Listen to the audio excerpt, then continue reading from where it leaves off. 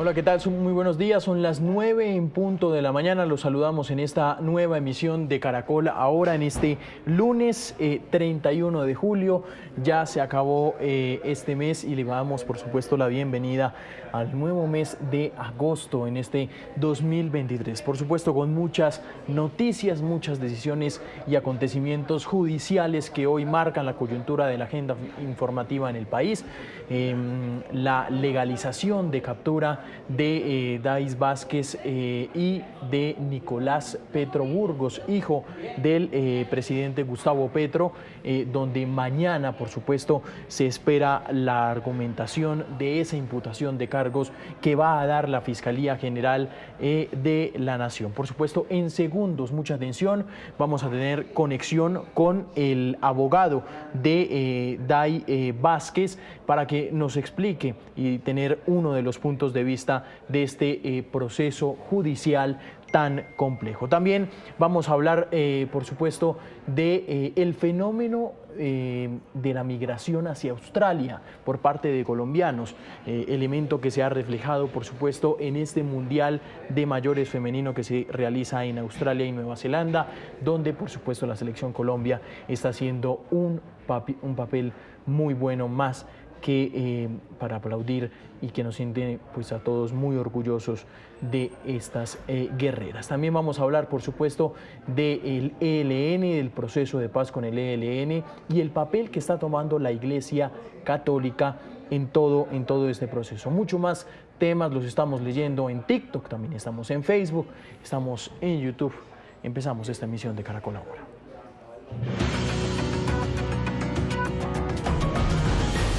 Muy bien, les hablaba sobre, por supuesto, el proceso tan complejo que está viviendo el hijo del presidente Gustavo Petro, Nicolás Petro Burgos, y por supuesto su ex esposa Dais Vázquez. Esto tras unas también explosivas declaraciones de la ex esposa sobre pues algunos dineros que había tenido en su poder Nicolás Petro, que se habían provenido de forma irregular y que se había quedado él, dice la ex esposa. Pues aquí en Caracol Ahora tenemos al doctor Alaid Frejas Calao, que es abogado de Dais. Doctor Calao, gracias por estar en Caracol Ahora. Buenos días. Muy buenos días, cordial saludo a todos y a toda tu audiencia. Sí, doctor Calao, empecemos a explicar. Yo le quería preguntar sobre el inicio de lo que pasó el fin de semana. ¿Fue sorpresa para Dais y para usted que la orden de captura? Totalmente fue una sorpresa. Totalmente, jamás la esperábamos. Habida cuenta de su condición en el proceso, ella fue la persona que puso en conocimiento del órgano investigador la ocurrencia de esos hechos, es decir, a través de ella fue que se aperturó esa investigación, fue quien puso esa noticia criminal en conocimiento, y fue una sorpresa que después de ser de esa manera pase a ser investigada. Fue para nosotros una sorpresa, no hay duda de eso. ¿Qué le dijo ella cuando lo llamó? No, me dijo que estaban en su apartamento con una orden de captura y entonces yo hablé con el agente captor de manera muy decente, me atendió y me explicó todos los motivos fundados, los delitos, toda la información que yo le solicité en ese momento, de qué fiscalía provenía, qué juzgado qué fiscalía le había solicitado, qué juzgado de control de la garantía le había ordenado. Entonces fue esa la información que tuvimos al respecto y se cumplió un procedimiento donde se le respetaron todos sus derechos. Doctor Calao, ¿por qué la Fiscalía está diciendo que es coautora del delito de lavado y autora de violación de datos personales? Sí, distinguido. Precisamente mañana la audiencia de formulación de imputación es donde la Fiscalía, ese es un acto de comunicación, va a comunicar cuáles son los medios probatorios que ella ha tenido o que tiene para llegar a la inferencia razonable de que ella es autora del delito de violación de datos personales y coautora del delito de lavado de activos. Hasta el momento no conocemos eso. Precisamente esa audiencia de imputación es el día de mañana. Sí, yo le quería preguntar si ella se va a acoger a estos cargos o no. No, hasta el momento, en esta etapa procesal es muy prematuro decir eso, ¿no? Pero por lo menos aceptación de cargo mañana en imputación no va a haber por parte de ella. Que más tarde puede haber una negociación, eso no podría decirlo, pues eso depende de muchas circunstancias que se den a lo largo del desarrollo de la actuación procesal.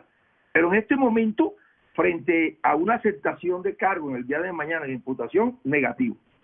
¿Sobre la mesa acogerse a un principio de oportunidad? No solamente esa figura, todas las figuras de negociación, como acabo de decir, quedan abiertas, como en todos los procesos. Pero poder aventurarte, decirte en este momento, sería irresponsable de mi parte.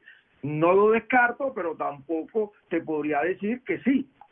Hay que mirar a lo largo del proceso. Lo que sí te puedo afirmar en el día de hoy es que ella mañana en la audiencia de formulación de imputación no aceptará los cargos. Muy bien. Juan Trujillo, abogado de Nicolás Petro, doctor Calao, acaba de decir en una emisora radial que los 800 millones de pesos los entregó al tío de Day Vázquez para comprar una casa a nombre de él, lo estoy citando. Dice, el tío se fue a vivir a México y está evadiendo la justicia. ¿Ustedes tienen información de esta versión? No tengo ninguna información al respecto. No tengo. Tocará que en la actuación se demuestre eso, ¿no? Pero hasta el momento no tengo ninguna información al respecto. No conozco esa información. Hasta ahora me estoy enterando. ¿Day le dijo qué hizo Nicolás con esa plata? No hemos llegado a esa conversación, como estamos en una audiencia preliminar, no hemos llegado a esa conversación. Además, recuerda que entre ellos hubo una ruptura de esa unión marital y de pronto es probable que en ese momento ella no tenga conocimiento. Digo, es probable que ella no tenga conocimiento cuál fue el destino de ese dinero, pero no te estoy afirmando. Es probable o es posible. Porque no he tocado ese tema exclusivamente con ella. Sí, ayer cuando capturaron a Nicolás Petro en el norte de Barranquilla, la Fiscalía informa también que encontró cerca de 25 millones de pesos, doctor Calao, y manifestaron que la defensa de Nicolás Petro alega que ese dinero era de la pareja sentimental del capturado y, por supuesto, que se trataba de un préstamo. ¿Ustedes tienen información de dónde puede venir ese dinero? No, ni tampoco nos interesa porque eso hace parte de su estrategia defensiva y cada quien, yo asumo la defensa es por los hechos de Day Vázquez, por lo que sucedió con Day Vázquez, porque te aclaro, fueron dos diligencias de allanamiento totalmente distintas, realizadas por personas totalmente distintas, que una con otra no tiene nada que ver al respecto. Entonces, ellos asumen su defensa respecto a esos objetos que fueron incautados en la diligencia, igual lo haré yo respecto a los objetos que incautaron en la residencia de Day al momento de su captura, que desde ahora te anticipo, ninguno de los elementos incautados en la residencia de Day al momento de su captura comprometen la presunción de inocencia. Ella había cuenta de que lo que hallaron fue unas circunstancias que incluso no son de su propiedad, un computador que era de su hermana, y así celulares viejos que estaban sin uso. En ninguno de esos elementos que fueron incautados comprometen la presunción de inocencia de mi defendida, y me limito a mi rol como defensor de la señora Daisuri Vázquez y me limito a mi diligencia, ya lo sucedido en otro y esos objetos por parte de la defensa del señor Nicolás Petro. Es decir, doctor Freja, usted se refiere a que en el momento en que Day es capturada, ninguno de los elementos que encontró la Fiscalía es material probatorio de relevancia, importancia en este caso. ¿Sí? Correcto, ninguno de esos elementos compromete la presunción de inocencia de mi defendida. Doctor Freja, yo también le quería preguntar una pregunta que se la hace todo el país, y es si Dice sabía en ese momento de esos dineros que estaba recibiendo su exmarido, ¿por qué no lo denunció en ese momento y si ahora? Ok, les recuerdo que hay un privilegio constitucional, un sigilo constitucional, de que la obligación de denuncia, ¿verdad?, que tenemos todos los ciudadanos, existe un privilegio de que cuando existe un vínculo como entrego cónyuge, ella no está obligada a denunciar. Entonces, ella está revestida por ese privilegio al momento que se presentaron los hechos porque era su cónyuge. Entonces, no podemos exigirle a ella en ese momento, porque está amparada por eso el principio constitucional. Esa es una de las exoneraciones, es una de las exenciones, exoneraciones del deber de denunciar. ¿Me hago entender? Sí, abogado, ¿por qué dice el abogado Juan Trujillo que mañana será imputada Daisuris por delitos informáticos? ¿A qué se refiere él? Ella, al momento de solicitar la captura, la Fiscalía solicitó la captura por 2 delitos: violación de datos personales, el artículo 269F, y como coautora de lavado de activos. No conocemos, vuelvo y te repito, no conocemos cuáles son los hechos jurídicamente relevantes en que la Fiscalía va a soportar la imputación de este tipo penal de violación de datos personales. Eso solamente lo conoceremos hasta el día de mañana. Dice el abogado Trujillo que Day estaba resentida por toda la situación de Laura y Nicolás. Dice, y ella perdió los estribos. ¿Ustedes qué responden frente a esta versión? No, yo pienso que es una situación pasional que escapa un poco del derecho y justificar o ampararse en esa situación. Es probable que haya podido suceder, pero prefiero no tocar ese tema que no es relevante desde el punto de vista jurídico, porque yo soy un abogado y soy un académico y me limito a los temas jurídicos. Sí. ¿Cómo esperan ustedes, doctor Freja, que la colaboración con la Fiscalía ayude para el caso de Dice? ¿Ustedes qué esperan de este caso? No, nosotros en el momento, como te decía, apenas mañana va a ser la imputación, no conocemos los hechos, todavía no podemos hablar de una colaboración. ¿Por qué? Porque al no conocer los hechos, no conocer los elementos materiales probatorios, la evidencia o información legalmente obtenida que tiene la Fiscalía, sería prematuro. Ningún profesional puede hacerlo desde este momento sin conocer, para poder llegar a la conclusión de que puede haber una negociación o no. No se descarta como toda actuación procesal, pero en este momento es prematuro poder decir eso al respecto. ¿Me hago entender? Si hay preacuerdo, ¿ustedes lo aceptarían? No, es que el preacuerdo es un mecanismo de negociación bilateral y este no es el momento procesal.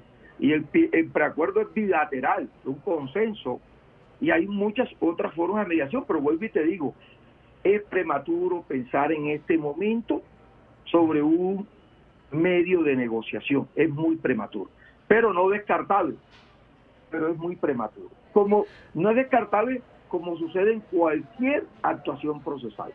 Doctor Freja, en esas conversaciones que usted tiene con Dice, ¿ella está segura que no le consta que no ingresó ni un peso a la campaña del presidente Gustavo Petro, de ese dinero? Pero ustedes conocen lo que ella relató en semana frente a esa pregunta, ¿no? ¿Cuál fue la respuesta, no? Es la misma, no ha cambiado. No ha cambiado. Esa respuesta todo el país la conoce, donde ella lo dijo en la entrevista que le rindió inicialmente a Vicky Hidalgo. Ella se mantiene en esa misma, eso nada ha cambiado. Sí. Doctor Freja, ¿usted cuándo fue la última vez que habló con su clienta? Ayer, en el día de la audiencia. Ayer ¿Ella cómo todo está? el día en audiencia. Bueno, como toda persona cuando está privada de libertad, ¿no? Es obvio que toda persona cuando la privan de su libertad llega a un sentimiento de tristeza, ¿no? Ella no se esperaba eso, fue una sorpresa para ella y para también su equipo de defensa, pero ya toca darle fuerza, ánimo para poder salir adelante frente a todas estas situaciones. Sí, pues muy bien, es el doctor Freja Calao, abogado de Dais Vázquez, entregando detalles, por supuesto, de este caso. Doctor Calao, gracias por estos minutos. A usted, un abrazo. Saludo de inmediato también al doctor Santiago Tres Palacios, abogado. Doctor Tres Palacios, gracias por estos minutos. Muy buenos días a ti, a todos los televidentes, un cordial saludo y espero que lo que podamos decir sea de provecho, sobre todo para el esclarecimiento de estas diligencias. Me gustó que hubiera, lo vi ahí por el televisor, usted ha estado presente escuchando al doctor Calao, escuchó todo Así lo es, que sí, dijo. Sí, señor. ¿Qué punto de vista tiene de lo que dijo el abogado defensor de Dais? A ver, lo primero es que uno debe ser obviamente respetuoso de todas las estrategias defensivas que emprenden los colegas. Yo entiendo que el doctor Calaos no tiene un caso, según entiendo, hoy muy estructurado porque no esperaban esta medida. Y creo que nadie en Colombia esperaba esta captura.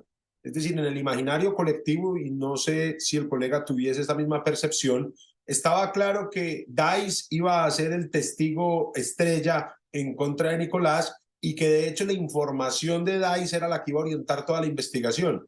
La fiscalía ha realizado esta captura en su contra, no se sabe muy bien cuál es el fundamento, qué es lo que se pretende, pero lo que sí podemos tener claro es que se trata de un sorprendimiento, pero entiéndase sorprendimiento en el mejor de los términos, porque la fiscalía no le tiene que notificar a nadie que la va a capturar. Es decir, lo completamente normal es que uno no sepa que lo van a capturar y se realice el procedimiento.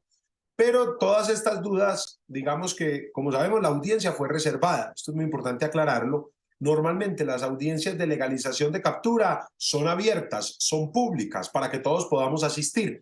Sin embargo, en el código hay unas excepciones de audiencias reservadas. Una de las audiencias reservadas es la audiencia de control de legalidad al allanamiento. ¿Qué es el allanamiento? El acto a través del cual las autoridades ingresaron a los domicilios de Nicolás y de Dais y realizaron la aprehensión de algunos elementos. Ese acto de aprehensión de elementos, celulares, dineros, cartas, etcétera, tiene que ir donde un juez y esa audiencia sí es reservada.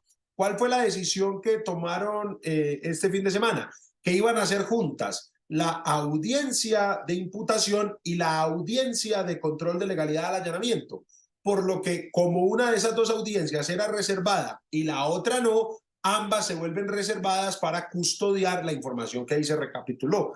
Entonces, muchos, digamos que tenían comentarios suspicaces sobre que esto se hiciera a puerta cerrada, pero no, es por mandato de la ley y no existía otro proceder. Esa audiencia no se podía hacer abierta si se combinaba junto con la de el control de legalidad de la captura. Ahora, ¿por qué se combinan las audiencias? ¿Por qué dos audiencias se hacen juntas? Porque recordemos que la Fiscalía únicamente tiene 36 horas para ponerlo ante el juez de control de garantías, entonces por la premura del tiempo es perfectamente viable que se combinen. Le quería preguntar, doctor Tres Palacios, si es normal que una persona que arranca el caso en calidad de testigo termina siendo capturada. Eso no es algo, digamos, habitual.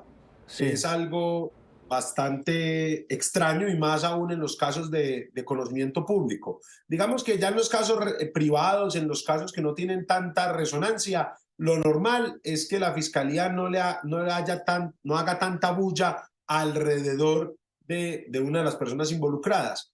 Y normalmente la fiscalía cita a la imputación, es decir, no realiza esta captura. Porque en el caso de Dais no se entiende por qué, digamos que en el caso de Nicolás tampoco, pero en el caso de Dais con mayor razón, una persona que estaba colaborando con la justicia no se entiende por qué la tenían que capturar. Esto es bastante sorprendente, digamos que especular es infinito, apenas se está empezando el proceso y tendrán muchas alternativas, como lo que usted ahorita le acaba de preguntar al abogado de Dais. Ellos podrán buscar allanamientos, aceptaciones de cargos, principios de oportunidad, etcétera. ¿Qué puede venir en este proceso para Nicolás Petro? ¿Qué es lo que sigue? Se va a hacer la formulación de imputación. En la formulación de imputación se le tendrá que informar a Dice y a Nicolás cuáles son los hechos por los cuales están siendo indagados y pasarán a ser investigados y los hechos que enfrentarán en el proceso. Esos hechos tienen que ser claros y sucintos y estos hechos se van a enmarcar en algunas hipótesis delictivas. Nos han dicho que en el caso de Nicolás sería el de enriquecimiento ilícito y lavado de activos, es lo que ha trascendido, y en el caso de Dice sería como coautora de una de estas dos conductas, pero también por el delito de violación de datos personales. Ellos, después de esa imputación, la Fiscalía cuenta normalmente con 120 días para presentar el escrito de acusación. Una vez, pero aquí como es competencia de los jueces penales del circuito especializado, serían 240 días. Una vez presente el escrito de acusación, esto pasa a una audiencia que se llama formulación de acusación, después sigue la preparatoria, después sigue el juicio. Pero digamos que eso es en términos ordinarios. Lo más seguro, ya jugando a especular, es que Dice y su defensa exploren una salida del proceso anticipada que puede ser o por un preacuerdo, es decir, acepto los cargos a cambio de algún beneficio, que le borren un delito, que le disminuya la pena cambiándole algunos tecnicismos jurídicos, etcétera. Y en el caso de Nicolás, sí está abierto pues el interrogante de si va a buscar un arreglo, entre comillas, con la justicia o si por el contrario va a enfrentar este proceso hasta las últimas consecuencias. Sí, doctor Tres Palacios, ¿cuál es el escenario en caso tal que la Fiscalía compruebe que un solo peso de ese dinero entró a la campaña presidencial? Digamos que todo depende no solo de que haya ingresado el dinero a la campaña presidencial, sino si la Fiscalía logra demostrar que las personas encargadas de dirigir la campaña sabían que ese dinero estaba ingresando. Voy a poner un ejemplo. Hágase de cuenta que yo me lanzo a una campaña presidencial y que usted es el director de mi campaña, usted es el director de esta aspiración. Resulta que mi mamá hace un evento con unos tíos y con esos tíos gasta un montón de plata y montan unas tarimas y hacen unas cosas y a nosotros, a usted y a mí nos dicen que ese evento costó 3 millones de pesos y nos certifican el costo y seguimos para adelante. Pero en verdad, esta campaña, este evento costó 30, 40, 50. Si se llegase a demostrar eso, pues usted y yo no tendríamos nada de qué responder porque no estábamos enterados de lo que aquí se hacía. Y el ejemplo que le acabo de poner es bastante minúsculo. Recordemos que las campañas presidenciales tienen un tope en primera vuelta, si mal no recuerdo, de más de 20.000 millones de pesos. Y para la segunda vuelta de casi 17, 18 mil millones de pesos. Cuando uno ve estas cifras tan escandalosas, y es lo normal porque una campaña es muy costosa, pues es más difícil achacarle responsabilidad a los directivos de la campaña, como quiera que ellos no tienen que enterarse de todo lo que hacen los hijos, la suegra, la cuñada, la yerna, todo, la nuera, todo el mundo, lo que hace con el dinero, cómo se mete en la campaña, si estos recursos están o no declarados. Entonces, digamos que para que haya un delito que se le pueda atribuir a la campaña como tal, pero a la campaña no, sino a los miembros de la campaña, no solamente se tendrá que demostrar el ingreso de dineros de fuentes prohibidas o el ocultamiento de las fuentes o la superación de los topes, sino además que los directivos de la campaña tenían conocimiento de esos ingresos subrepticios a la campaña.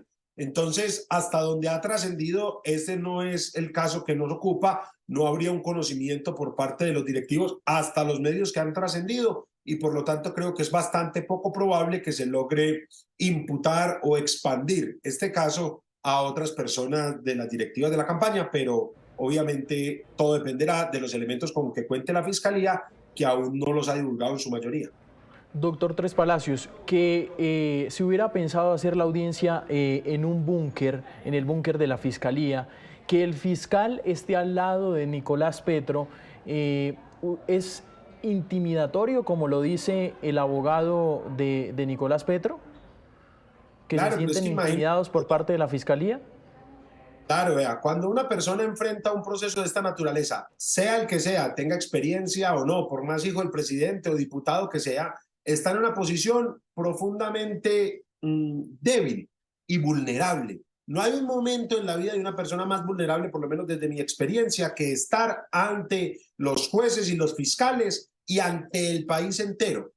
Ahora bien, cuando esto se hace en circunstancias normales, el que está al lado de la persona es su abogado es su persona de confianza y uno le da tranquilidad y uno le explica, hombre, esto es así, esto no es así, cuidado con esto, tenés derecho aquí a guardar silencio, tenés... En cambio, lo estamos viendo primero en las instalaciones de la fiscalía y es en un búnker que arquitectónicamente ya genera una presión para las personas que asisten. Yo soy abogado defensor y cuando uno entra al búnker, uno siente una energía diferente porque su arquitectura, sus colores, la actitud. Ahora uno durmiendo en un calabozo del búnker o quién sabe dónde lo tengan durmiendo, asistiendo a unas diligencias dentro del búnker y dos fiscales, los agentes captores, agentes del CTI, cámaras, toda esta logística y uno sin ni siquiera el abogado. Para mí eso es profundamente negativo y tendría que haberse procedido de la siguiente manera: o que Nicolás se conectara desde una sala de audiencias o desde una sala en la que tuviera acceso a internet independiente, en una estación de policía, en una brigada militar o en la oficina de su abogado, o que se le permitiera al abogado ingresar para estar allí con Nicolás. Pero esta diligencia tiene un carácter profundamente intimidatorio y yo la verdad considero que por el bien del proceso y de la justicia, esto tiene que resarcirse antes de la imputación. Digamos que también en gracia de discusión, digamos que la Fiscalía en tan poco tiempo le queda difícil ajustar todos estos detalles, jugando como abogado del diablo. Pero independientemente de esto, las audiencias que siguen por su vital trascendencia, es decir, la formulación de imputación y la solicitud de medida de aseguramiento, deben hacerse en presencia del abogado y sin un montaje tan intimidatorio como este que estamos viviendo. Recordemos que así fue el caso Johnyer Leal, es decir, esto no es por ser Nicolás Petro. En el caso de Johnyer y todo esto por un homicidio que también conocimos, también se hicieron las audiencias así y también salimos a criticarlo, porque un proceso judicial tiene que ser lo más diferente, incluso desde el punto de vista de la puesta en escena, a un linchamiento. Muy bien, es el abogado Tres Palacios, abogado penalista. Abogado, gracias por estos minutos. No, muchísimas gracias y un cordial saludo para